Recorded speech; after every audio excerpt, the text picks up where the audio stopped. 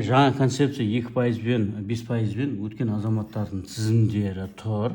Міне мысалға бір бөлмелі 72 адам, тағы басқа 2 бөлмеге, 3 бөлмеге, 4 бөлмеге бәрі өткен азаматтар бар.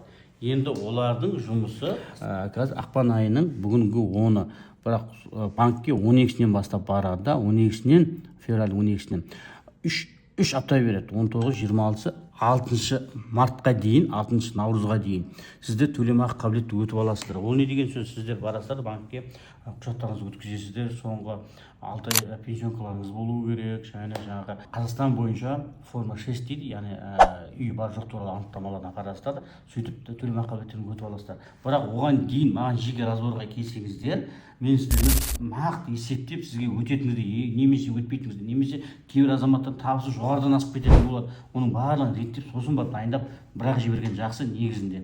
Сондықтан кімге соземшік керек, соземшіктің табысы қандай болу керек деген сияқты соның барлығын сіздермен толыққанда разбор жасап бере аламын. Өтіп алғаннан кейін, міне 6-сына дейін өтіп алсаңыздар, қай күні өтесіздер? Өткен күннен бастап сіздерде таблица предпочтения деген болады. Ол таблица мысалы 6-сына өткен азаматтар 9, 10, 11, 12 осы 3 күн аралығында таблица предпочтения дегенді толтырып алады, яғни үйді таңдау дейді. Оның да өзінің таблица предпочтениені толтырудың да өзінің қыр-сырлары да бар. Оны да көп адамдар біле алмайды. Сондықтан оған да келіп менен көмек алсаңыздар болады. 13 күні сіздерге өзіңізге жақсы ұнайтын үйді таңдап алып беруге мүмкіндік жасап бере аламын. Оның да мен тәжірибем бар. Аллаға шүкір, отбасы банкта 7 жыл жұмыс жасағанбыз. Ол жерде барлығын талайын көрдік, қалай істеуге болады. Сондықтан келіңіздер, қолдан келгенше максималды түрде сіздерге көмектесемін. Шын жүректен әр қазағым үйлі болсын. Шынымен айтамын. Дәл көріп жатқан азамат, егер сіз негізгі тізімде болсаңыз, міндетті түрде келіңіз, өтіңіз, шын жүректен тілектеспін. Ал егер өте алмай қалып жатсаңыздар, онда сіздер келесінеге дайындалу керек болады. Енді бірақ бәріңізге өтіп кетуді